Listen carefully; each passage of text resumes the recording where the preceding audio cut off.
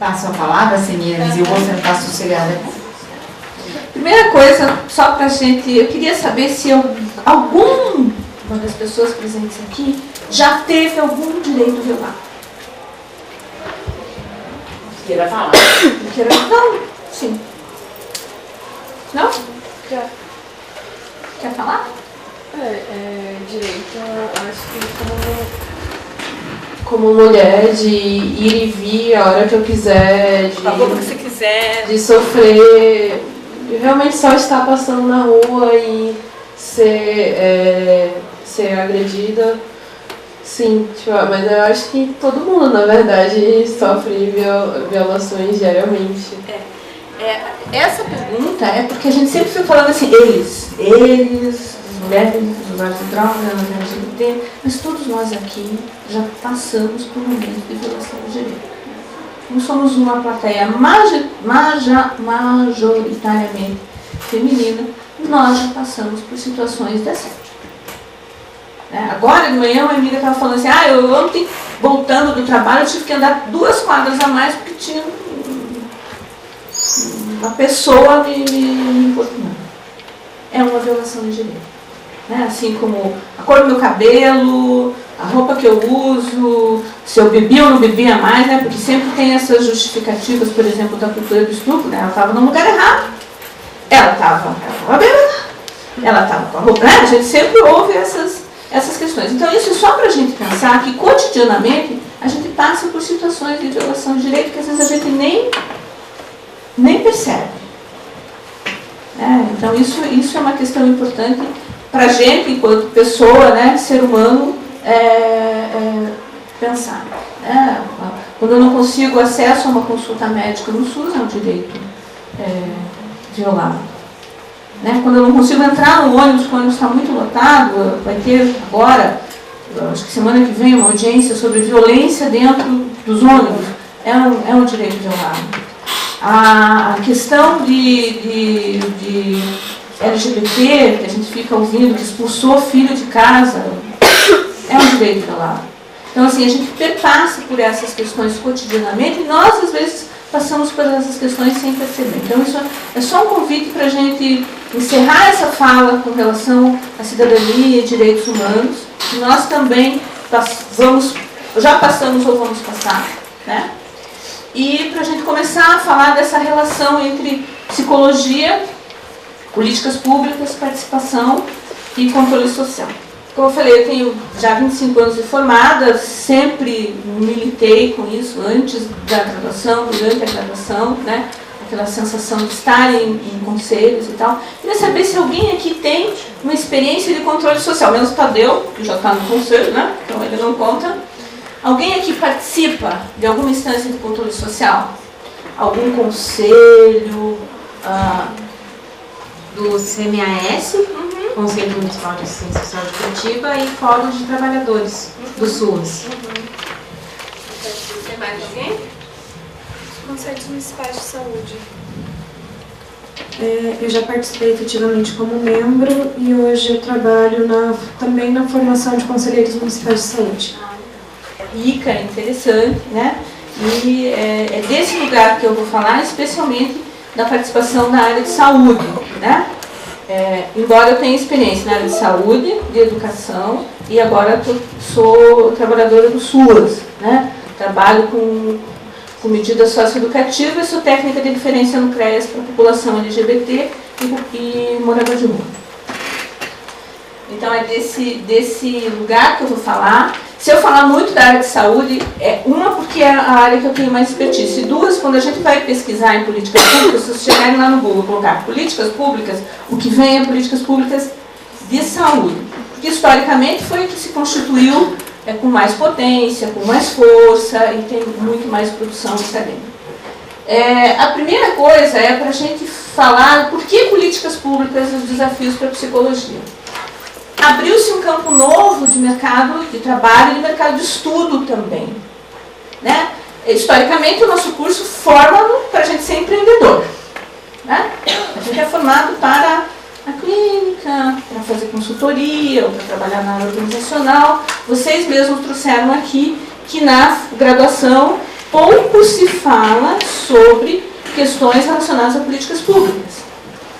Né? Então, no meu tempo, lá em 1900 e bolinha, nem se falava. Então, abre-se um nicho de mercado, né, para os concursos públicos. Nos possibilita uma real inserção comunitária, de um fazer trabalhando com populações vulneráveis, porque normalmente nas políticas públicas nós vamos pegar a população vulnerável, né, e vamos trabalhar com a questão de emancipação e fortalecimento comunitário.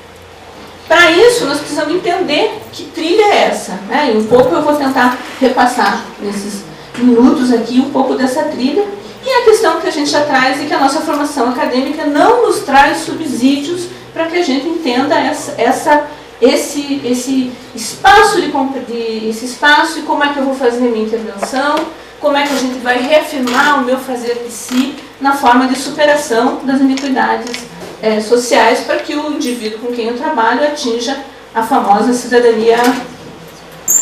Então, assim, vamos pegar lá um pouquinho que a Sandra pegou, né? Vamos fazer a costurinha de novo, né? Do que a Sandra já trouxe, de uma forma rápida, né? Então, sociedade feudal, aquilo que ela falou, né? Havia os livres, os escravos, né? O clero, e a partir do fazer rural, a partir dos processos de industrialização, em que a gente passa para uma sociedade mais urbana e para a emergência de uma sociedade burguesa, se começam a se falar dos 3 direitos. Os direitos civis, que foram trazidos pela Revolução Francesa, igualdade, fraternidade, esses ideais. Os direitos políticos, porque a partir de então, com a imersão da burguesia, né, há a questão de que não se há mais reis e rainhas, as castas, e a partir disso então surgem as casas legislativas, as câmaras de lordes, a questão do voto, mesmo que o voto inicialmente tenha sido garantido só para uma categoria, não era todo mundo que votava, né, só apenas os homens, e os direitos sociais que vêm no século XX, já no pós-guerra, com a questão do estado do bem-estar social, com acesso à saúde, educação, trabalho digno, né? É importante falar dessas revoluções, né? A industrial a americana e a francesa, e a questão das guerras que também impactaram isso. Pode passar. As funções do Estado, então, que antes eram de segurança, passam a partir do século XX e XXI, para além da segurança, vamos falar do bem comum dessa sociedade, e precisa, então, atuar em diversas frentes, e por isso se usa, então, a questão da construção de políticas públicas. E o que são políticas públicas? Né? É um conjunto de ações, programas, serviços que são desenvolvidos pelo Estado, com a participação de entes públicos e privados, porque algumas políticas públicas são essencialmente do Estado, algumas acabam tendo uma parceria entre o público e o privado, que isso é um assunto para a tarde, né? Que vão assegurar um determinado direito da cidadania, que pode ser de uma forma difusa, tipo assim, saúde. Saúde é direito de todos e dever do Estado. Aí eu vou falar de um nicho específico. Não, eu vou falar da saúde da população indígena. Então, aí vai para um determinado segmento social. Ou eu vou falar sobre a saúde da mulher. Ou eu vou falar sobre a saúde da população LGBT. Ou eu vou falar sobre a questão da demarcação de terras indígenas. Então, pode ser difuso para todo mundo e pode ser relacionado a um determinado grupo, segmento ou território. Volta um pouquinho. Elas correspondem, então, a direitos que são assegurados pela nossa Constituição, que são reconhecidos por parte da sociedade e pelos poderes públicos e que vão assegurar direitos das pessoas, comunidade, coisas ou outros bens materiais. Né? Então, a gente está falando de uma amplitude de políticas públicas. Né? Pessoas atingidas por barragens, povos das águas, das florestas, por exemplo. Pescadores, seringueiros, catadores de coco do Alto Pará. Então, a gente fala de coisas amplas que nós podemos falar de questões extremamente específicas. O nosso Estado ele se diluiu muito com a questão das especificidades. Né? Então, o nosso Estado, por exemplo, apagou a população negra da sua história. O Estado do Paraná foi construído sim com mão de obra escrava. E a gente, é difícil mapear os resquícios de quilombola que a gente tem. Existe uma política para a população quilombola. Né? E onde estão nossos quilombolas? Então, essas questões que a gente tem que pensar com relação às políticas públicas e o apagamento histórico, político de determinadas populações em determinados locais e tempos no espaço. Passa? Então, os exemplos aqui que a gente faz de políticas públicas: saúde, educação, assistência social, a questão do meio ambiente, a questão das águas, a questão agora, recentemente teve aquela questão da Amazônia, né? Da liberação de determinado espaço territorial pela mineração, a questão da mineração. Então, existem políticas, algumas garantidas pela Constituição, outras por políticas específicas.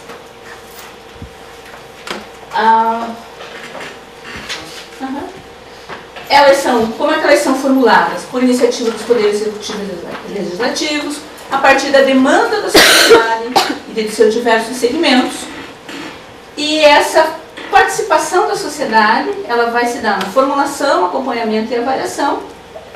Algumas são asseguradas por lei própria, outras já são instituídas pela força da Constituição. E além de tudo isso, por exemplo, uma audiência pública, um encontro, conferências setoriais podem ser instrumentos para se construir uma política pública. Então, a partir de uma audiência, de um chamamento, de convencimento com legisladores, você começa a construir uma política pública. O ideal de uma política pública é que ela venha da base. Isso. O que nós vemos no Brasil, a maioria das políticas públicas, elas vêm de cima e desce.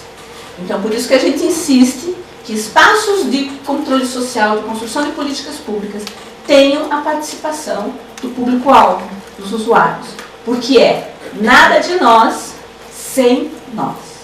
Assim como as políticas que nos regem enquanto psicólogos não devem ser determinadas por deuses soberanos da psicologia, mas por nós que estamos nos territórios, nos equipamentos, fazendo a psicologia acontecer. Porque os deuses do Olimpo da psicologia estão no Olimpo. Eles não sabem quem é que trabalha no CREAS aqui. Eles não sabem o que acontece no território, no dia a dia. Né? A teoria é muito bonita, mas na prática, às vezes, as coisas não acontecem. E as políticas públicas, elas têm uma agenda, né? Um processo que começa a formulação da agenda, a base que diz, olha, tem alguma coisa errada, vamos fazer isso. Vamos nos reunir, vamos planejar, escolher as ações, executar e avaliar. Um exemplo, por exemplo, desse ciclo de políticas públicas. O programa Crack é Possível Vencer, de 2013, que você citou. Ele é uma política pública decidida de cima, que reuniu 13 ministérios, né, que formaram uma agenda, que planejaram essas agendas, que escolheram as ações, que eram 3 eixos, repressão, educação e assistência, né, que aportaram recursos, porém nós paramos no eixo 4 e no eixo 5. Né? Então, a ideia, quando você pega o plano Crack, é possível vencer. Haviam questões de ter monitoramento eletrônico, de fazer, né, toda a parte da repressão, a parte da educação, que a questão da educação executiva, Jogo Elos, Tamo Junto, supera toda uma gama de cursos para psicólogos, mulher terapêutica, professores, e a questão da assistência, que era o aporte a CAPS, CREAS, né, que não aconteceu. E aí a coisa ficou meio embolada. Para vocês terem uma ideia, aqui em Curitiba, recebeu-se o equipamento de repressão e ficou 3 anos encostado lá dentro do quartel da polícia. Deteriorando equipamentos de câmera, veículo, moto, spray pimenta, teaser. Tiveram que jogar fora, porque isso tem uma validade. Né? Então, com relação a essas políticas, existe uma agenda que às vezes empaca em um desses itens. Vamos passar? Eu trouxe para vocês entenderem como é que se dá uma construção de uma política pública a partir do exemplo da saúde, porque é o exemplo que está mais estruturado e constituído e que a gente acha mais em pesquisa, né? Preocupação de saúde sempre esteve no Brasil, mas ela começa a ser observada a partir desses recortes históricos, a partir de demandas de trabalhadores que queriam assistência para quando ficassem doentes ou precisassem se aposentar, né? E aí já começa as relações, a criação das caixas de aposentadorias e pensões que existem até hoje, porque ainda existe o fundo da antiga rede ferroviária, Banco do Brasil tem a CACI, Caixa Econômica. Essas caixas eram assim, eram por segmentos, né? Eram por segmentos, servidores públicos, né? Haviam a sua caixa, que era um fundo de pensão, mas também questões relacionadas à assistência médica. Então, durante muito tempo, a questão de assistência médica esteve atrelada também à questão previdenciária, mas mais para o trabalhador. Ou seja, só tinha direito a essas caixas quem contribuía, ou seja, quem era trabalhador. A pessoa que era um empreendedor, um comerciante, que não estivesse ligado a essas caixas, não tinha acesso nem assistência previdenciária e nem assistência médica, ou seja, iria buscar, ia pagar. Quem não era trabalhador formal e tal, então contava com a benemerência das santas casas. Em 1932, na era Getúlio Vargas, ele cria os institutos de aposentadoria e pensões, reforçando já o que era a reivindicação de trabalhadores, acentua-se nessas caixas um componente forte de assistência médica, em parte por meio de serviços próprios e em parte por meio de compra de serviços no setor privado, como é até hoje no SUS. Né? Você tem a rede própria do SUS, unidades mágicas, hospitais, mas se compra serviços de hospitais, de centros de imagem, de laboratórios. Pode passar? Em 65 surge então o ENPS, né, que é a unificação dos institutos de aposentadoria e previdência, né? Teve uma grande resistência porque os institutos não queriam se juntar, portanto, né, da rede ferroviária permaneceu, do Banco do Brasil, da Caixa Econômica, né? Alguns permaneceram, outros se fundiram todos para ir para o então INPS. Né? Ele consolida um modo assistencial e também com a opção da compra de serviços assistenciais no setor privado, concretizando um modelo de assistência em saúde no hospital, curativista e médico centrado, que ficou até hoje, ainda é uma marca em gestões de saúde que as pessoas querem médico e remédio, né? A estratégia da saúde da família, não, isso é bobagem, eu quero médico, eu quero um centro de imagem, eu quero um hospital, que é essa questão de ficar centrado no médico e no modelo do hospital. Também era só para quem trabalhava. Eu tinha uma carteirinha, tá? Tinha uma carteirinha, tá? E você só poderia ir se você tivesse essa carteirinha. Eu lembro da minha carteirinha, eu tinha a minha carteirinha, devia ter guardado, né? No documento histórico. Eu tinha a minha carteirinha porque meu pai era um microempresário, eu sou filha de padeiro com uma professora, e nós contribuíamos para o INAMPS, portanto tínhamos uma carteirinha. Minha mãe era professora e contribuía para o IP, que era a Caixa de Previdência dos Trabalhadores Estaduais, que hoje virou o SAS.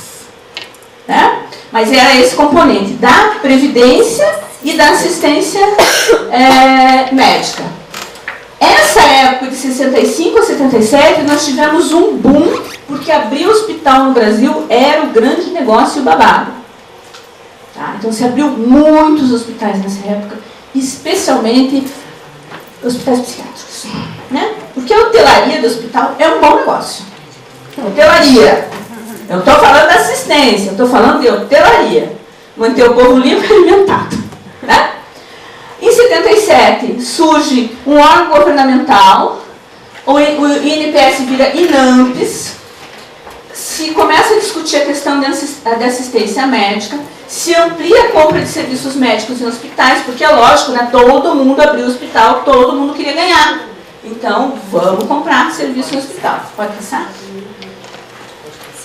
Em 82, se começa então a organizar, né, porque tinha todo esse modelo hospitalocêntrico, mas precisava se organizar as ações de saúde, e começou-se então a pensar na organização de saúde, atenção primária, os postinhos de saúde, que hoje a gente chama de unidade básica de saúde ou unidade estratégica da saúde da família. A questão de integração da rede, da hierarquização, sistema de referência e referência, sistema de pagamentos. Então, a base do SUS começa a se estruturar em 1982 com os programas de ação integrada em saúde, já como uma política pública do Ministério da Saúde, que até então, enquanto política, se preocupava em campanhas de vacina e pagar o hospital. Né? Então, começa a se falar de uma outra questão. Em 86, nós temos a 8ª Conferência Nacional de Saúde. Acabou a ditadura. Consagrou-se, então, na 8ª Conferência, uma concepção ampliada de saúde e o princípio de saúde como direito universal. Princípios esses que foram incorporados pela nossa Constituição Cidadã. Pode passar? Queria ver se a gente consegue passar 2 minutinhos desse filme.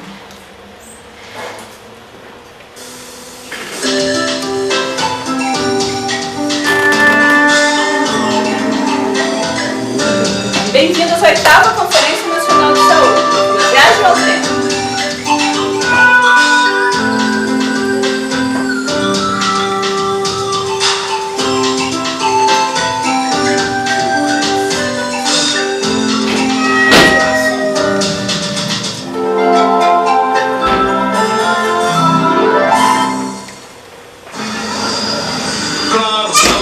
Do Estado e nosso direito.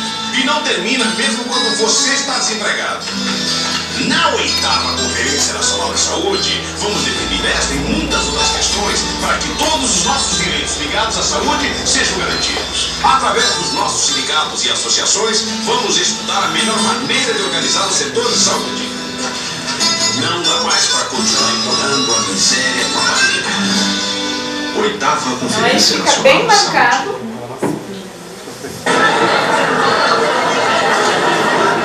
Isso aí a gente chegando de ônibus, levando colchão, dormindo em auditório, em escola, seu centro de convenções em Brasília.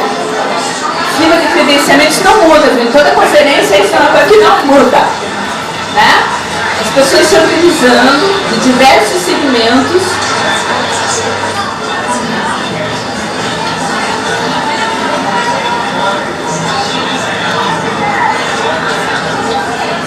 Construção de emoções, né?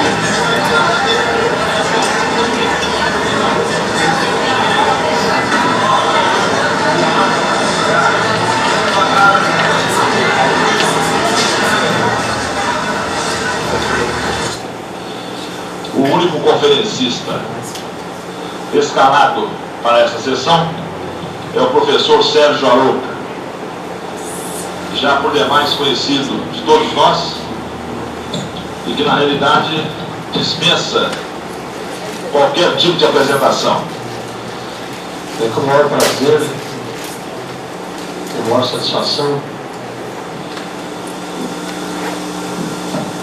que estou aqui para falar nessa conferência sobre democracia e a saúde, e nessa mesa com o Dr. Mosconi, que revitalizou a Comissão de Saúde da Assembleia, e também com o Dr. Roney, que vem dando um papel absolutamente novo à presidência do Conselho Nacional do Secretário de Saúde. E na realidade, hoje, nessa 8ª Conferência Nacional, eu acho que nós temos um convidado, um participante que conseguiu um lugar nessa conferência com bastante sacrifício, que é a sociedade civil brasileira organizada. Eu acho que é muito para eles que eu gostaria hoje quase que de dedicar as palavras. Eu acho que o fato de estar aqui na 8ª Conferência Nacional de Saúde, a representação de confederações nacionais de trabalhadores, de estarem aqui representados e pedindo direito à voz e a voto o Movimento Popular de Saúde do Recife. Pelo fato de estar aqui participando de associações de bairro e outras entidades da sociedade brasileira, CNBB, ABI, OAB, enfim, quase que o conjunto das entidades que nós conseguimos identificar no mapeamento quase que exaustivo da sociedade brasileira,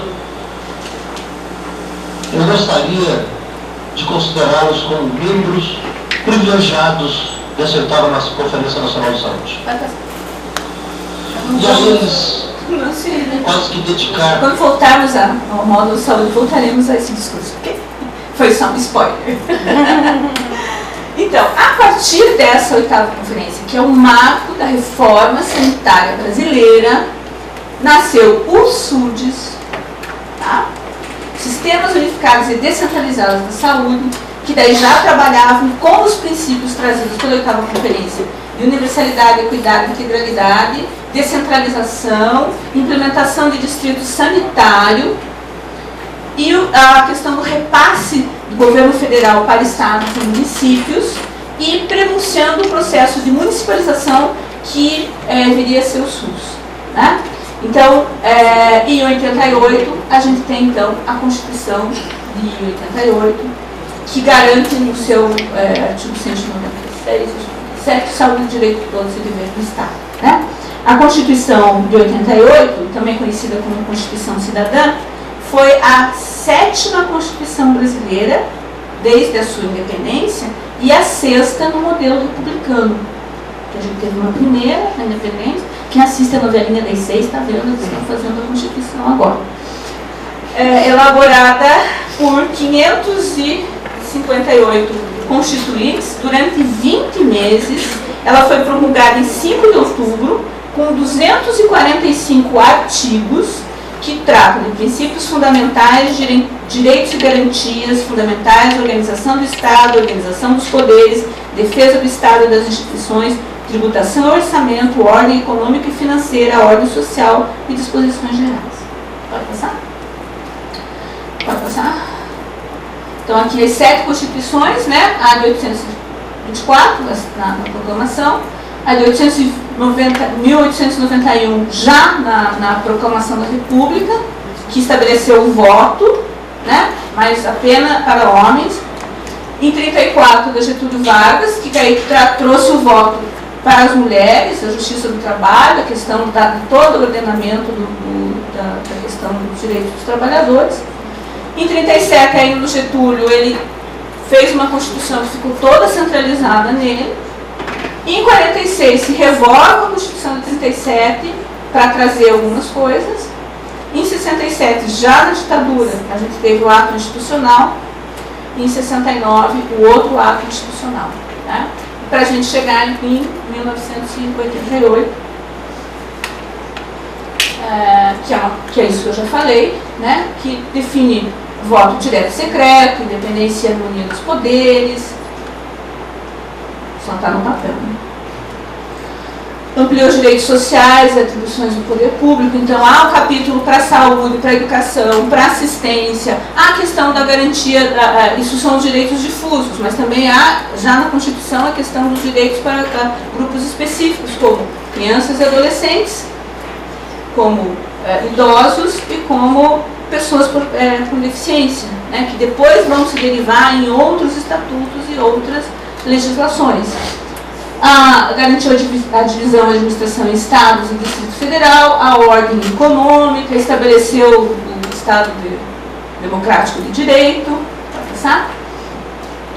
A questão das eleições majoritárias em 2 turnos, a implementação do SUS, o voto facultativo de 16 a 17 anos, a autonomia dos municípios, estabeleceu estabelecimento da função social da propriedade privada urbana, garantia da demarcação das terras indígenas, só no papel. Proibição de comercialização de sangue e seus derivados, leis de proteção ao meio ambiente, só no papel. Garantia de aposentadoria para trabalhadores rurais sem precisarem necessariamente ter contribuído para o INSS, com a reforma previdenciária isso acabou. Ou seja, o trabalhador rural que se esforça, que se esfalfa, não tem mais garantia da sua aposentadoria, o fim da censura e o que nos interessa aqui, participação social na formulação de políticas públicas. Aqui, essa foto, eu acho uma foto extremamente simbólica e significativa do dia 5 de outubro, pode passar.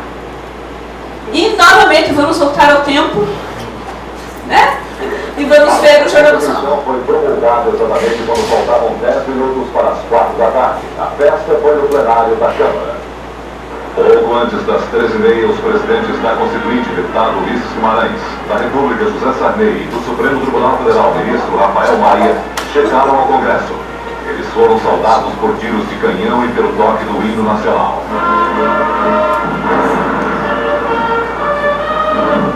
Depois da revista às tropas, os 3 presidentes subiram a rampa do Congresso. Desta vez, a saudação foi com foguetes.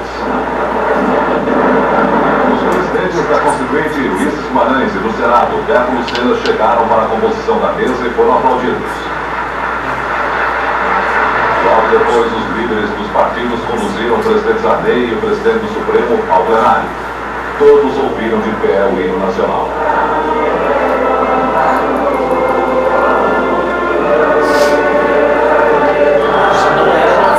O presidente da Constituinte assinou os 5 exemplares originais da nova Constituição e, precisamente às 10 para as 4, fez a promulgação. Declaro promulgada o documento da liberdade, da dignidade, da democracia, da justiça social no Brasil. Que Deus nos ajude e se cumpra.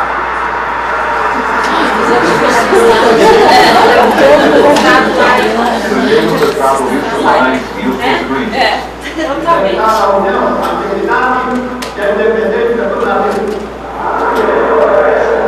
Depois o presidente Sarney fez o juramento com a mão trêmula pela emoção.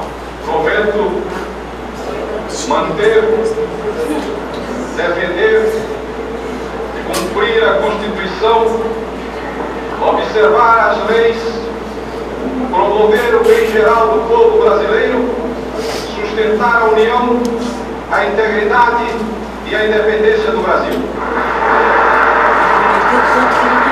O presidente do Supremo Tribunal Federal também fez o juramento constitucional. Defender, cumprir a Constituição, observar as leis, promover o bem geral do povo brasileiro, sustentar a união, a integridade e a independência do Brasil. O senador Afonso Arinos falou em nome dos constituintes, fez o histórico das constituintes brasileiras e defendeu a classe política.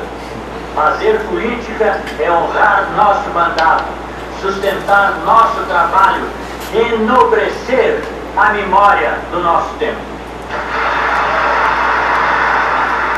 O presidente da Assembleia de Portugal, Vítor Crespo, falou em nome dos parlamentares estrangeiros presentes à solenidade.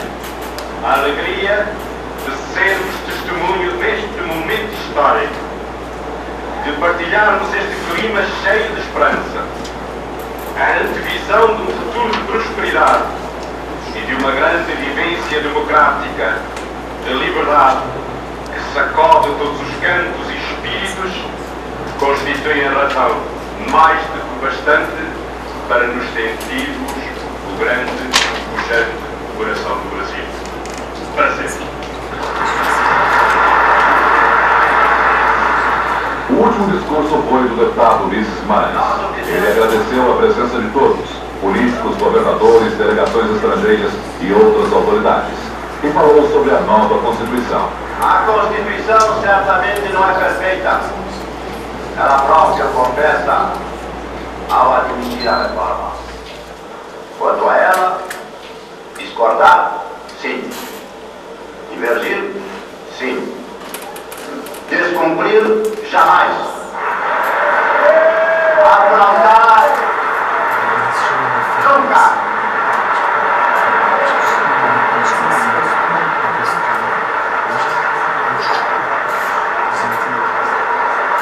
Traidor da Constituição é traidor da pátria. O presidente da Constituinte ficou emocionado ao agradecer a colaboração de todos, especialmente da mulher na Constituinte. A atuação das mulheres nesta casa foi de tal teor que, pela edificante força do exemplo, aumentará a representação feminina nas futuras eleições.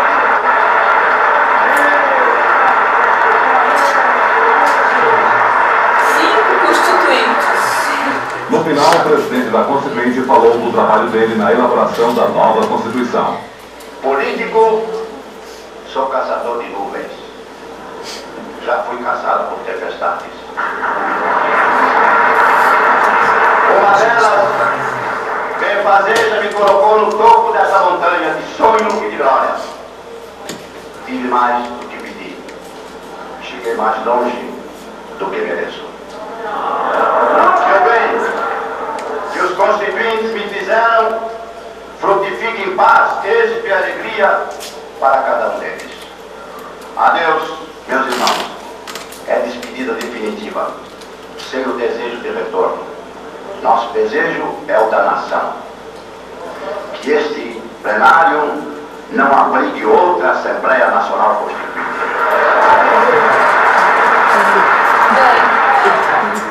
A Constituição pretende ser a voz, a letra, a vontade política da sociedade rumo à mudança. Que a promulgação seja nosso grito. Mudar para vencer. Muda Brasil!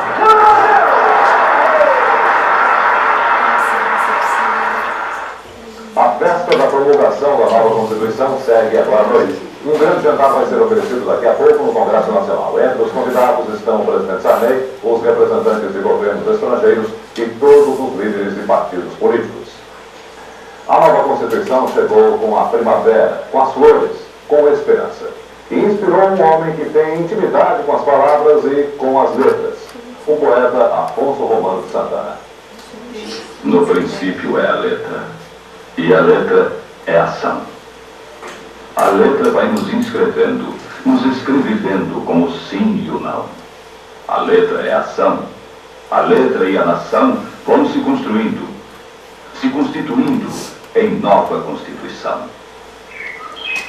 E se é primavera, deixemos a primavera por um momento nos governar.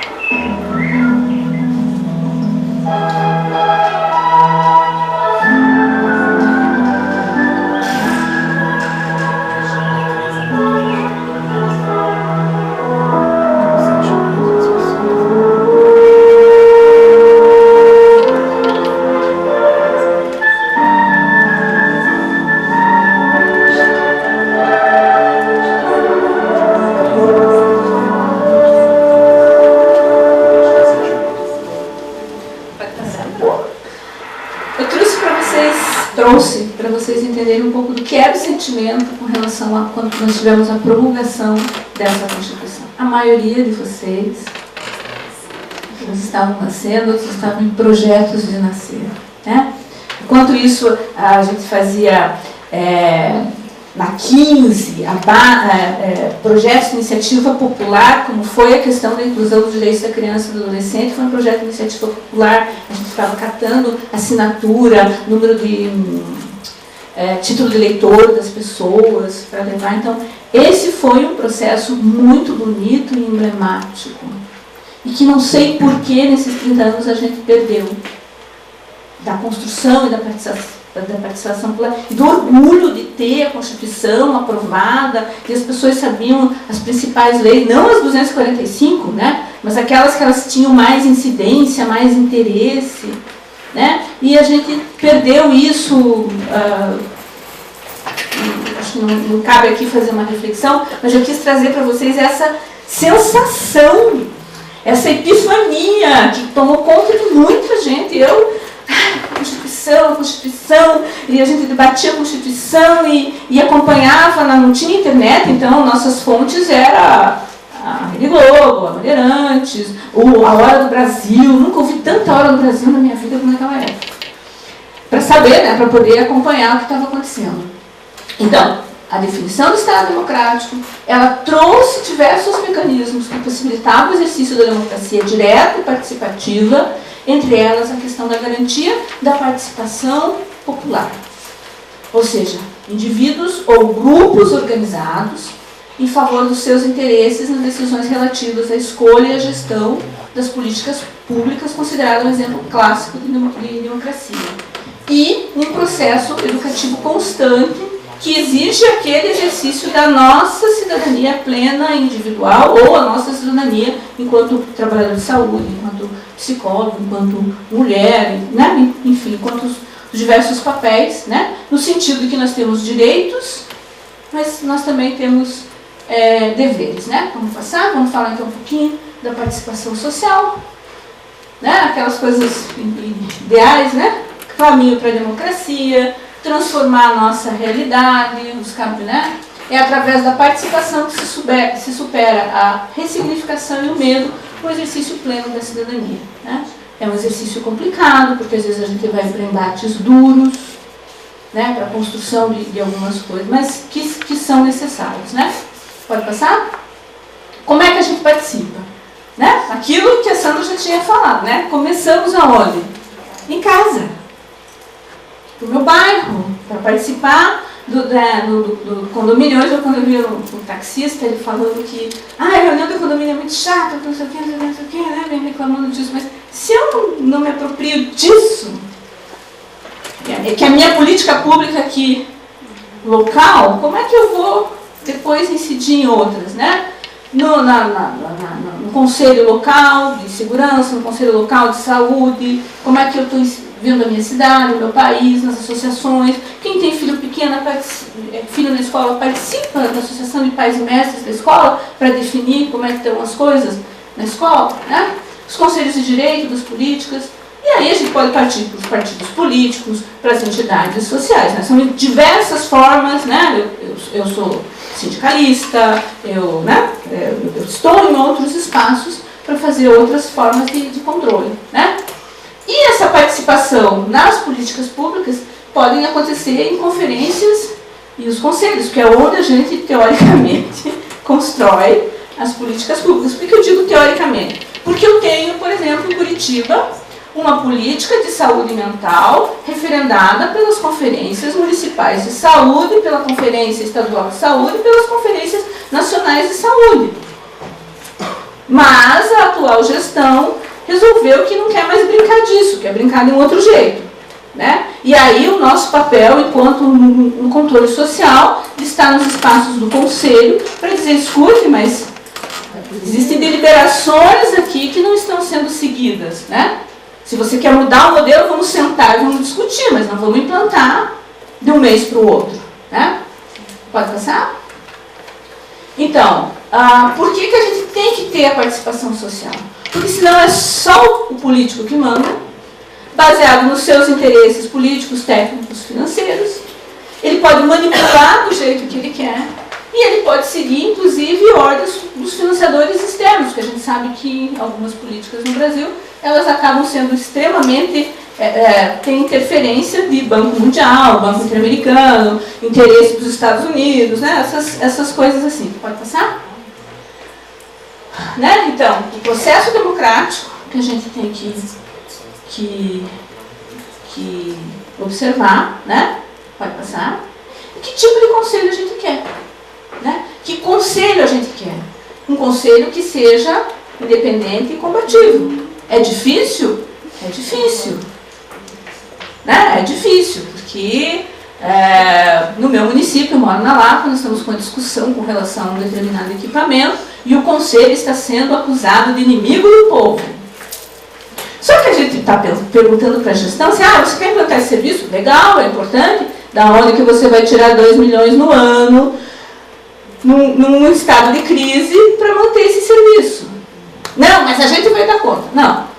Eles querem implantar um serviço que é altamente especializado E aí a gente, enquanto conselheiro, passa por inimigo do povo. Porque o que o gestor quer é isso, ó, o segundo quadrinho. Quem quiser pode usar a palavra desde que seja para concordar conosco. Né? Então, esse papel, né, que o conselho tem que estar, não em detrimento do seu interesse pessoal, mas do interesse coletivo, da entidade que representa, ou dos interesses da saúde. Né? Pode passar?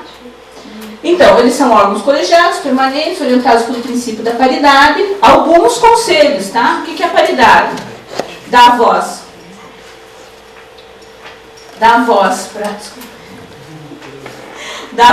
para o segmento dos usuários, né? Que isso nada de nós sem nós, mas também para os trabalhadores, prestadores e para a gestão, né? Cada um tem uma legislação, tem um regimento, mas a atuação sempre está ligada à fiscalização, mobilização, deliberação ou função consultiva. Né? Alguns conselhos seguem essa ordem, outros não. Né? Então, o Conselho de Assistência Social e de Saúde tem um modelo muito parecido. O Conselho de Política de Drogas não tem paridade. A gente não tem usuário lá. A gente tem um monte de entidades. Mas seria interessante que nós tivéssemos, sim, usuários, né?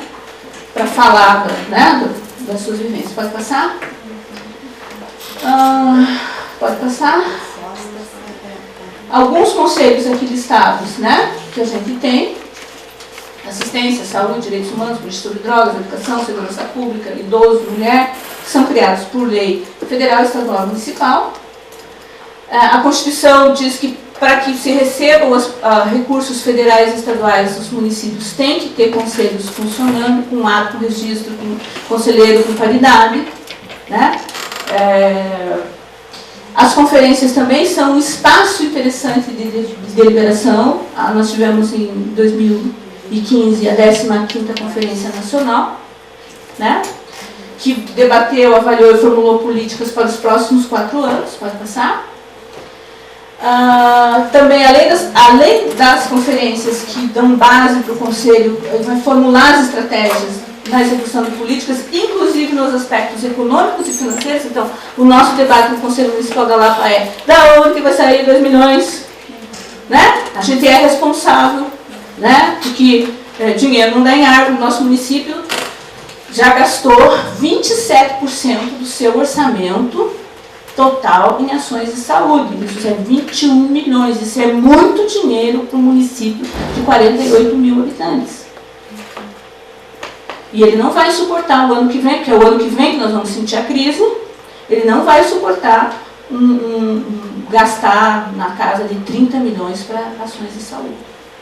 Então, o que nós estamos fazendo é dizer: gente, pera lá, está muito alto. A legislação, a Lei 81/42, preconiza 15%. É o mínimo que o município pode gastar. O município não pode gastar menos de 15%.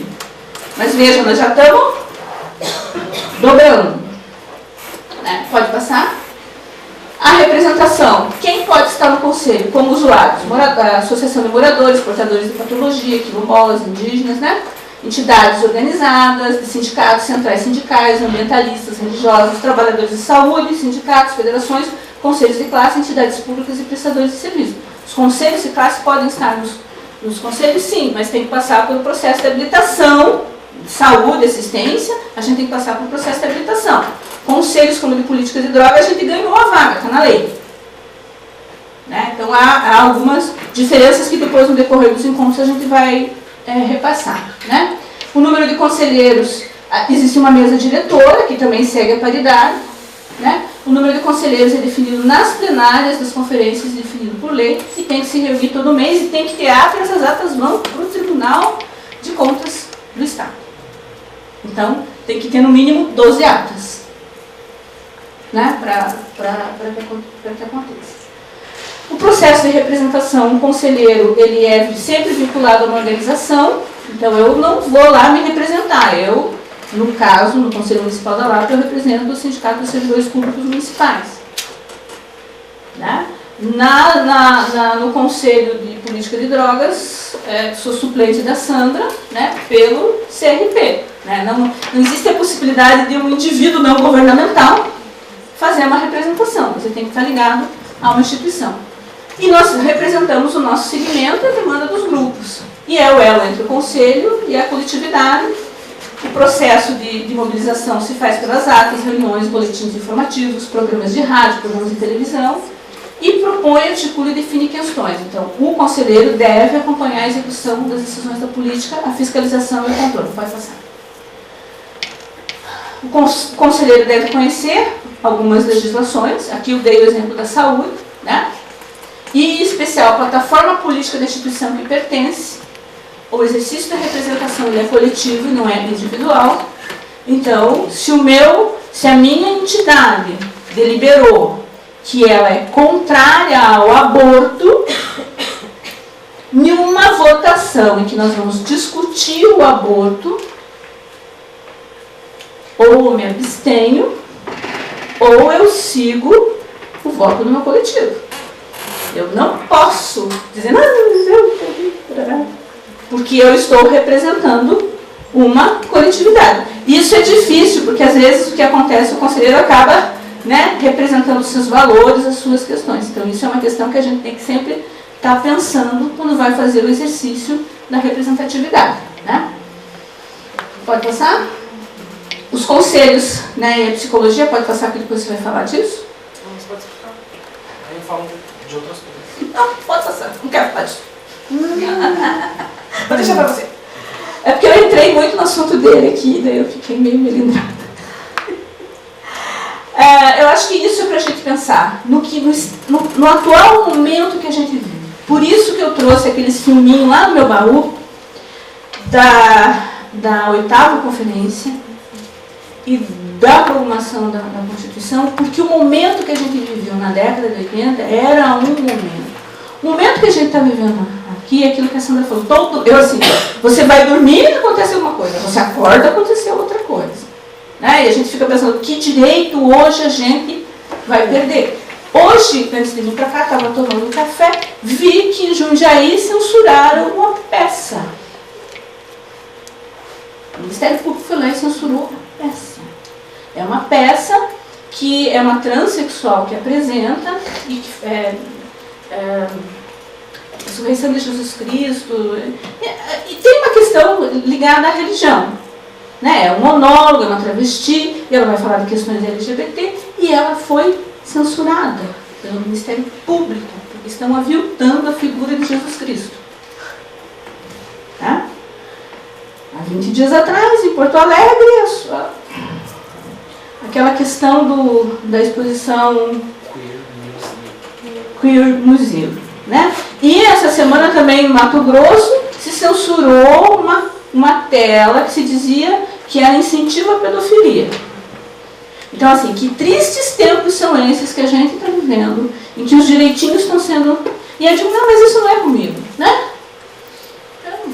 Não tem nada a ver com isso. Né? Então, a gente tem que começar a pensar que a gente está vivendo um momento de muito retrocesso, muito rápido, e uma onda conservadora, e que nós, da psicologia, temos um papel aqui pela nossa matriz de DNA de defesa intransigente desses direitos humanos. Vamos dar uma passada no que tem acontecido aí, bem rapidinho, para a gente finalizar? Escarpa devoniana, né? Fica entre o 1º e o 2º Planalto, é uma área de preservação ambiental, e eles querem reduzir isso a 70%. Ah, mas é só mato, qual é o interesse? É porque agro é vida, agro é pobre. É para plantar soja. O que significa acabar com o pouco de Mata Atlântica que a gente tem, toda a escarpa devoniana, né, de 392 hectares para apenas 126 hectares. Isso, reduzir a área, colocar o risco em vida, impacto ambiental, tirar comunidades tradicionais que estão lá vivendo, né, plantando sua couve, sua mandioca, e alocar em outro local, que vai virar soja. Tá? Isso é uma questão para a gente pensar. Né? Como é que isso vai nos impactar? Pode passar? Mudança no projeto sobre drogas. Né? A prisão do pequeno traficante e foco apenas na abstinência, negando estratégias como CAPS, estratégias de redução de danos, o cuidado de liberdade. E aumentando o encarceramento de gente, que vai faltar cadeia. Né? Pode passar? Assistência social. O programa Criança Feliz que foi lançado. Alguns municípios não aderiram, aqui no Paraná todo mundo aderiu, infelizmente. Em São Paulo não aderiu, depois, na égide do governo Dória, aderiram. Eles estão no Criança Feliz. Só que, notícia dessa semana, apenas 6% das cidades brasileiras que aderiram estão executando. Por quê? Eles inventam um programa que sobrepõe ações de estratégia da saúde da família e do próprio CRAS, né, com a contratação de voluntários que vão ser os visitadores e que vão cuidar da saúde da criança de 0 a 3 anos. Mas não repassaram dinheiro para os municípios. Né? E quando repassar esse dinheiro que não tem, ele vai tirar de algum outro lugar. Porque com a emenda constitucional 55, com o congelamento dos gastos, não há mais dinheiro. Pode passar. Né? Escola sem partido. Ideologia de gênero. Querem, na realidade, tirar a discussão da diversidade sexual, das questões de sexualidade. Eu mesmo já fui censurada, fui chamada para uma palestra sobre sexualidade, e aí eu tive que mandar os meus slides, eles olharem se era pertinente falar. Classificar a faixa etária. Classificar. Então, assim, a gente está vivendo uma égide de retrocesso, a gente precisa pensar. Isso está sendo votado na Câmara aqui em Curitiba, gente. Tá? Tem uma mobilização dos professores, mas a gente não sabe. Eu trouxe de Campinas, né? Vamos... Para dizer assim que na casa da gente essas coisas não acontecem, né? Só na casa dos outros. Pode passar? A ampliação de vaga em comunidade terapêutica, então isso aqui em Tocantins, pode passar. A questão da saúde, que o nosso deputado federal, Ricardo Barros, que está respondendo pela pasta do Ministério, ele quer os planos populares de saúde, porque ele foi financiado pelos planos de saúde, então ele precisa devolver para o seu financiador. Eles estão perdendo clientes, porque com a crise a gente vai cortando algumas coisas. Então vamos fazer um plano para fora, que não vai resolver nada, que vai sucatear os planos de saúde, vai nos impactar enquanto psicólogos, porque não sei se vocês sabem, mas uma sessão... Primeiro que o plano de saúde diz que até 20 sessões. Eu acho que não tem como em 20 sessões, dependendo do tamanho do sofrimento, e paga por sessão tudo isso. Disso há 3 vezes isso. Então isso vai trazer um aviltamento, porque se vai se pagar mais, vai se pagar menos, vai entrar menos, os donos dos planos querem ganhar mais, o que vai virar isso aqui? Vai virar isso? Pode passar? A questão de redução de benefício a idoso, BPC e deficiência de baixa renda, que hoje é um salário, vai viver com meio salário. Gente, quem é que vive com meio salário? Um idoso que toma um monte de remédio, portador de deficiência, que muitas vezes também faz uso de medicação, que cadeira de roda, que precisa de todo meio salário dele. Tá? Vamos passar? A questão do SUAS, que saiu dia 7 de setembro, a redução do orçamento de 70 bilhões para 780 milhões. Isso é o fim do SUAS no ano que vem. Não vai ter como manter nenhuma ação. Tá? Vamos passar? A questão da reforma da Previdência, vamos passar? A emenda, né? Então, só para a gente pensar, ó, você reduz ali para aumentar ali os 45%. Não é mais fácil cortar em outros locais? Ou repensar? Principalmente porque em época de crise, você tem que garantir os direitos sociais. E o que eles estão fazendo? Garantindo os direitos econômicos. Tá? Vamos passar? A reforma trabalhista, que também vai nos impactar enquanto trabalhadores. Os processos de terceirização, que já foi votado aqui em Curitiba, os processos de terceirização na área de saúde e educação. Isso é o sucateamento. Pode passar? O desmonte do SUS, que eu já falei, pode passar. A questão do custeio de comunidades terapêuticas. A questão da nova política de saúde mental, que é a volta dos manicômios, pode passar. A questão da pesquisa em seres humanos, que também está sendo alterada, pode passar. O desmonte total das políticas públicas e a disputa entre valores sociais e valores econômicos, pode passar. A questão da Cracolândia, que a gente já falou. A questão da forma de repasse para estados e municípios. Ele quer acabar com as 8 gavetinhas e vai ser só financiamento para custeio e para manutenção. Ou seja, o dinheiro do CAPES entra, eu vou comprar ambulância, eu vou comprar remédio no ambulância e investir no CAPES. Pode passar. Isso também nos planos de saúde, pode passar. A questão da participação em conferências, essa aqui é a nossa participação na Conferência de Saúde das Mulheres, pode passar. A própria conferência que aprovou por 58% o direito ao aborto das mulheres, então isso vai entrar como uma política pública do Estado, pode passar. A Conferência Nacional de Vigilância em Saúde, que vai trabalhar ações de vigilância epidemiológica, sanitária e saúde ambiental do trabalhador, que nos interessa aqui é a questão do saúde do trabalhador enquanto psicólogos, não que as outras não sejam interessantes. Nós vamos ter uma conferência de igualdade racial, agora em novembro, e em dezembro nós vamos, não sei se teremos a Conferência Nacional de Assistência Social. Então, são espaços em que a gente pode tentar incidir como observadores, ou acompanhando, ou conhecendo pessoas que vão participar, né, para a construção das deliberações, pode passar. E por último, um pouquinho da tia Simone, para lembrar que nessas crises nós sempre seremos mais afetados, né? Então, portanto, nós precisamos estar muito mais rígidas e vigilantes, né? Pode passar. E que juntos somos mais fortes. Então, acho que eu encerro aqui, né? E abro para perguntas, reflexões e tudo mais. Mas eu entendo, assim, que é necessário para falar de políticas públicas a gente falar dessas questões de conferência, participação e trazer esses exemplos que estão acontecendo, porque eu entendo que é difícil, mas a gente precisa começar a fazer esse exercício, né? E aí fico, né, à disposição. É muito importante e é evidente, assim, acho que eu fico me perguntando, acho que todo dia, o que está acontecendo que a gente não está reagindo? Assim, estamos, mas assim, ao mesmo tempo, parece que não há uma... Está faltando algo, está faltando uma união, porque se atinge, cada semana é uma coisa, tipo, há 2 semanas atrás o foco foi a arte, então as pessoas, essa semana teve lá no Dia Artes uma reunião que era para falar a arte em tempos de censura, e daí, claro, que as pessoas que estavam lá são desse meio. E daí surge, aí, sei lá, semana que vem alguma outra coisa. E daí o foco vai para aquilo. Eu acho que a maior dificuldade é unir.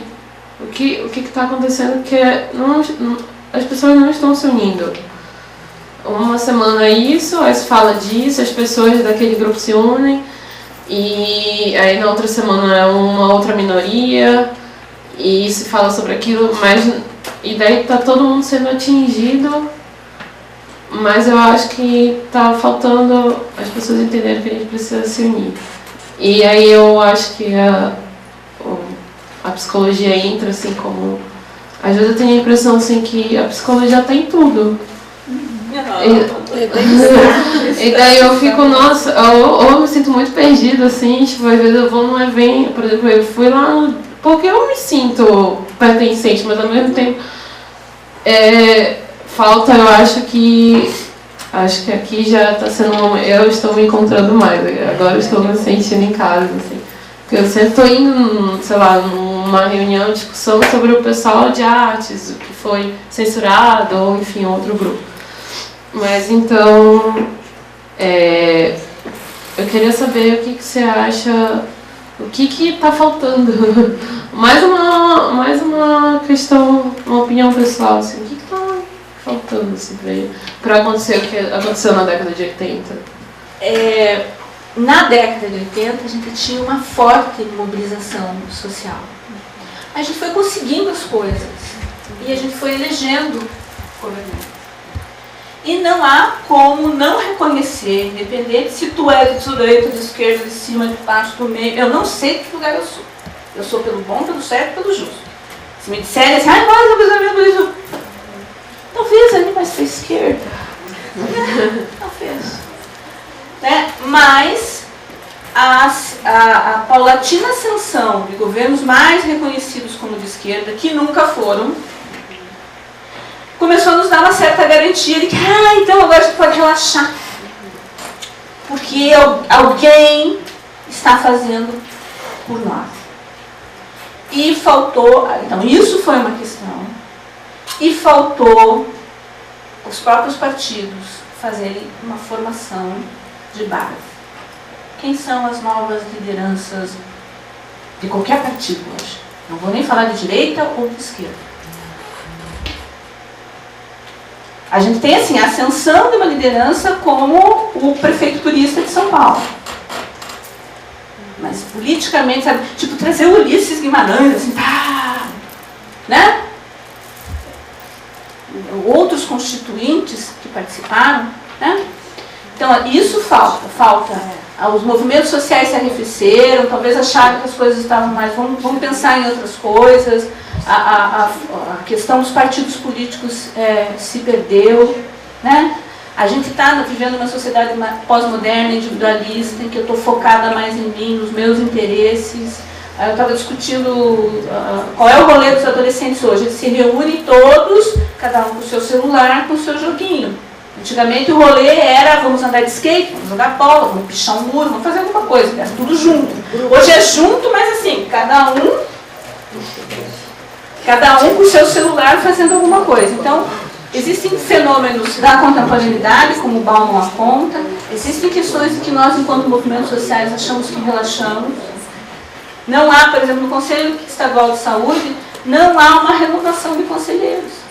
Eu fui conselheira de 2004 a 2008, voltei agora para lá como observadora enquanto CRP, são as mesmas pessoas.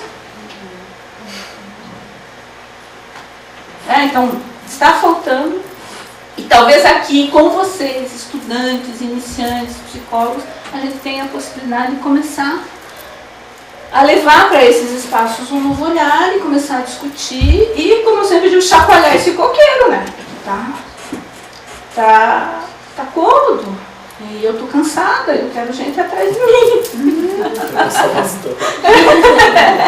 Né? Eu, Sandra, algumas pessoas que estão, a gente continua indo, mas eu quero ver futuro. Né? Porque a gente não sabe onde isso vai terminar. Né? Eu concordo com isso que a Semira me está colocando, e eu acho que tem aí toda uma questão estratégica de desempoderamento, lá Mao Tse Tung, sabe? As coisas estão cada vez mais pulverizadas, com esse acesso intenso que a gente tenha muito mais coisa, né? Eu lembro que para fazer as minhas monografias, não era nem TCC naquela época, eu sonhava tanto com uma máquina elétrica. Hoje em dia você dá um Google e pega tudo, você não vai mais para a biblioteca. Então, assim, essa falta de renovação de lideranças, essa falta de construção de estrutura de base, essa maneira de manter reféns as populações, né, chaves, a gente vem tentando quebrar isso de uma forma muito forte. E por isso Semira me disse, nós vamos falar nós, porque são sempre eles. Né? Por exemplo, eu sou do movimento da AIDS, e foi em 2004, gente, a gente começou isso na década de 80, 82, 83, início da década de 80, né? E foi em 2004 que eu tive a oportunidade de estar na organização da Conferência Internacional de AIDS, em Bangkok, que foi a primeira vez que nós tivemos uma mesa de profissionais do sexo, que eram profissionais do sexo falando sobre as questões de AIDS. Que a gente teve uma mesa de usuários de drogas que eram usuários e usuárias de drogas. Olha quantos anos! E assim, representantes brasileiros tinha a Gabriela Leite da DASPUR, né, que era do movimento brasileiro de profissionais do sexo. Mas assim, a gente vê que, no final das contas, a academia acaba, né, fazendo as pesquisas, porque, obviamente, tem toda uma vinculação de comitês de ética, etc, etc, e daí isso circula no mundo acadêmico. A gente não se apropria disso enquanto movimento social, enquanto cidadão também. E aí está sempre isso, eu estou falando pelos... Não. E não vem essa renovação.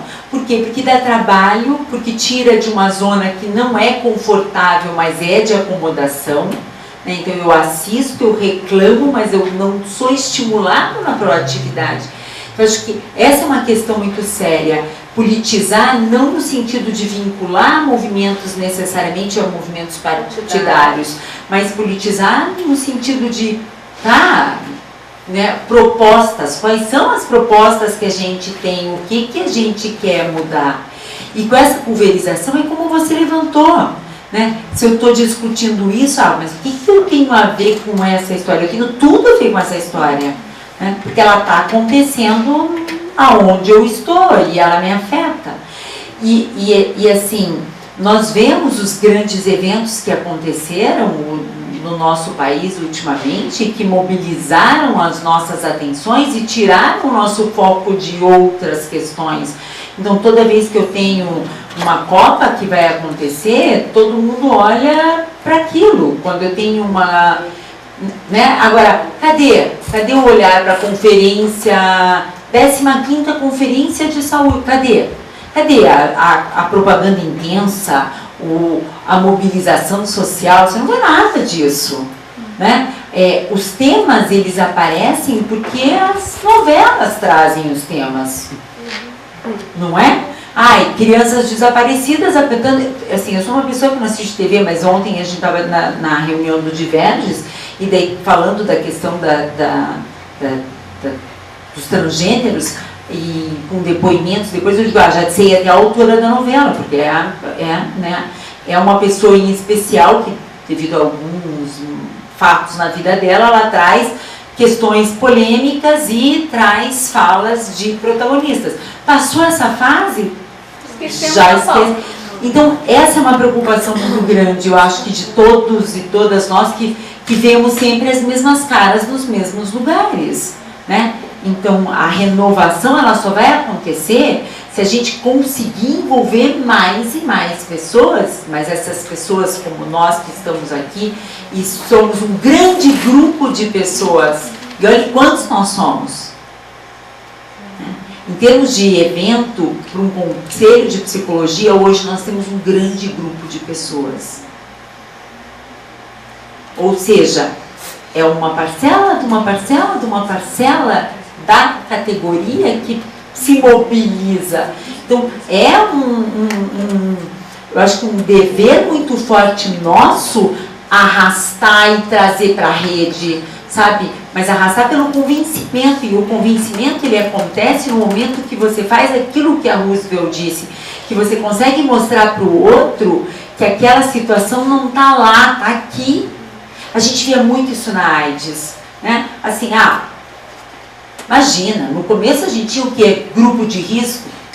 Se eu não sou hemofílico, né? Até porque não tenho condição, sendo mulher eu posso até ser portadora, mas eu não vou ser hemofílica, né? E eram os primeiros brasileiros que foram pegos. Não sou gay ou homem que faz sexo com homens, porque tem essa diferenciação. Não sou usuária de drogas injetáveis, tô salva. Tá fácil. Para que eu vou ficar me... Agora, a hora que começou a chegar mais perto, por que o movimento de AIDS começou a se mexer? E vai ter que se mexer de novo. O Congresso Brasileiro de AIDS está aqui em Curitiba daqui 2 semanas. Quem sabe? Vocês sabem que a gente vai sediar o Brasileiro de AIDS e de Hepatites? Vocês sabem que a hepatite C hoje é pandêmica? Vocês sabem que muitos de nós e das nossas famílias que estão lá, o filho lindo, vendo o pai fazendo a barba junto com o pai, estão se infectando com hepatite C, ali no modelo, né, e num movimento família extremamente interessante. Pois é, a gente não sabe, nós vamos estar sediando daqui uns dias isso. E nós tivemos poucas campanhas e as pessoas acham que a AIDS, agora não dá nada, tem coquetel. Tem coquetel, tem tratamento, a qualidade de vida melhorou muitíssimo. Hoje em dia, toda e qualquer pessoa diagnosticada já tem acesso a tratamento. Até alguns anos atrás não era assim, precisava ter índices diferenciados. Mas e os efeitos colaterais do coquetel? Quem sabe quais são? Esse aumento da incidência do câncer. Né? Todas as questões vinculadas a isso, né? Tá lá, o Paraná subiu em 6 anos 400% na nossa notificação. Gente, é muita coisa. E quando você vai ver, de 13 a 19 anos, são as mulheres em relação estáveis, né? Em relações estáveis. A gente não chega a ver tudo isso e nem não sente que essa água está batendo no nosso pescoço faz muito tempo. A gente já tem que já deveria estar nadando, porque estamos numa fase de apagar incêndio, né? Mães, né? Olha o HPV como é que está. Cadê a mobilização para a gente ter uma vacinação muito mais ampliada do que já se ampliou? E que precisa ser. Até pouco tempo atrás, se você tinha um diagnóstico positivo, você nem fazia mais a vacina. Opa, agora já se reformulou isso, mas tem gente brigando atrás disso. Só que essas fileiras, elas precisam ser engrossadas. Então, acho que esse curso de hoje tem muito disso, sabe? Que é a tua pergunta. Como é que nós unimos mais as nossas vozes? Porque a gente sabe que quanto mais pulverize, e veio o positivismo aí, né? Quanto mais eu sei de menos eu sei do todo. Eu não sou gestáltica, muito pelo contrário, né? Mas o todo é muito mais do que a soma das suas partes. Só que a gente tá a lá Jack Estripador, né? Antecipadinho. Então, acho que tem que compor. E como é que compõe? Fazendo eventos, mobilizando, chamando o outro, participando, gastando um sábado, passando calor. Eu já pus casaco porque eu sou friorenta, vejo como são as diferenças entre as pessoas. Enfim, mas é isso, acho que é isso que a gente está aqui tentando protagonizar e dizer, olha, né, eu sou ativista desde sempre, eu acho. Né? Mais ou menos assim. Não, porque eu me lembro muito pequena e mobilizada no meu bairro em relação a algumas questões que aconteciam, né? E se a gente consegue perceber isso, consegue movimentar, mas a gente tem que engrossar fileiras. Não sei.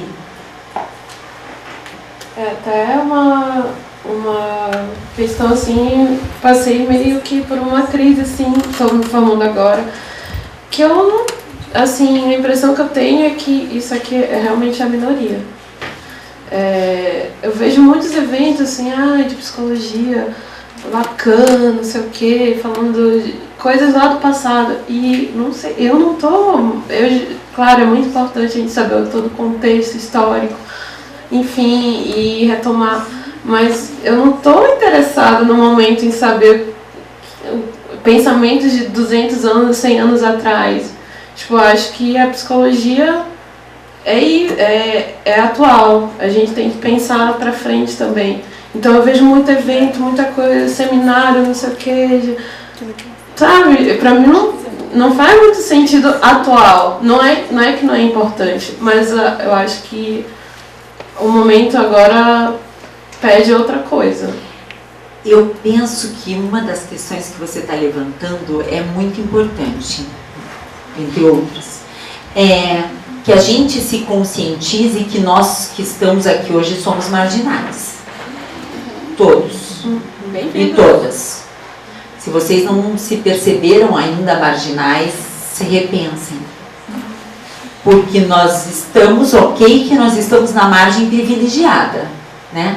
A margem que tem acesso à informação, à moradia, à saúde, a margem que está nas universidades, a margem que tem condição de se identificar como marginal, está mais aberto para ir para o campo atender aquela outra margem, que é dos que não tem. né? Mas acho que a primeira coisa, então, você se reconhece como cidadão e daí você vê, se eu pertenço a uma minoria, eu sou marginal. E se eu sou marginal, o que eu posso fazer para que esses extremos da marginalidade se juntem e consigam construir algumas questões, e principalmente através dos recursos e ferramentas que estão aí disponíveis através dos movimentos sociais e da construção de políticas, né, com essa participação ativa de todos nós. A gente tem que estreitar esse meio, gente. Fazer essa ponte, né? Porque assim, como diz a Semira, e assim, crises, muitas, e muitas virão. Né? O que é bom de uma crise é que você sempre aprende muito com ela. Muitas vezes a gente vai parar no barranco, volta para a margem. Mas vamos lá. Acho que César quer... Seu nome? Emília. Que lindo esse nome. Obrigada. Uma coisa que a Emília trouxe, enfim, falou, me mobilizou de alguma forma, enfim. Queria conversar com vocês sobre o que talvez diferencia o nosso lugar aqui como psicólogos e a nossa participação, enfim, nessas políticas públicas e, enfim, no trabalho de um ativista que não é psicólogo. Isso é uma questão que eu acho que é importante pensar sobre como a gente consegue contribuir com a nossa profissão e com a ciência e com a técnica que a gente tem para operar, enfim, nessa lógica de conquista de direitos, de reivindicação de novos direitos e de defesa de direitos que porventura estão sendo atacados, né? Mas o que é próprio da psicologia? Eu acho que esse é um bom desafio, assim. Eu acho que, por exemplo, a gente não pode prescindir dos conteúdos teóricos, né? Da história e do acúmulo histórico da psicologia e das diversas formulações e de campos, enfim, de abordagens teóricas diferentes e tal. Então isso é uma coisa que eu acho que é bem importante, assim, tentar fazer com que essas abordagens teóricas conversem com o tempo histórico que a gente vive hoje, com a realidade que a gente vive, com as demandas que a gente tem, que são diferentes de demandas, óbvio, de 200 anos atrás, 100 anos atrás, mas que a gente precisa de um arcabouço, enfim, teórico mesmo, né, para subsidiar a nossa intervenção, porque a nossa intervenção não é a mesma intervenção de que um ativista, um militante do movimento social, enfim, que não é psicólogo. A gente tem diferenças, eu não estou colocando hierarquias entre elas, mas são diferentes, né? Eu acho que enfim... Compor é importante. Oi? Compor é importante, a gente se nutre nessa relação.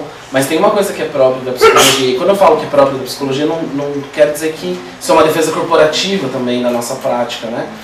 Mas, enfim, tem coisas que a gente consegue transitar e que é importante que a gente faça, que tem outros psicólogos que fazem isso numa outra perspectiva, é o que eu tinha falado antes, assim.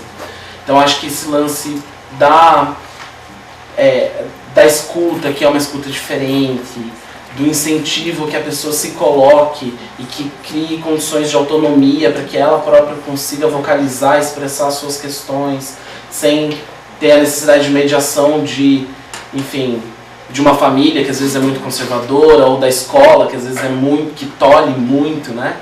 Enfim, eu acho que, assim, pensar quais são as singularidades da prática profissional do psicólogo nesse contexto, e isso vem com a teoria, mas também com a conexão muito concreta com a realidade, né? Então, como é que, sei lá, a violência contra a mulher vai afetar a mulher e qual é a abordagem específica que a psicologia pode dar, ou no campo do trabalho, né?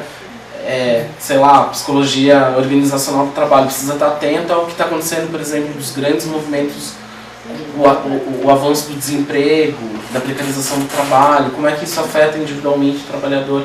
Isso a psicologia vai conseguir fazer. Então, assim, eventualmente a culpa daquela pessoa não conseguir aquela vaga de emprego não é porque ela não foi líder o suficiente ou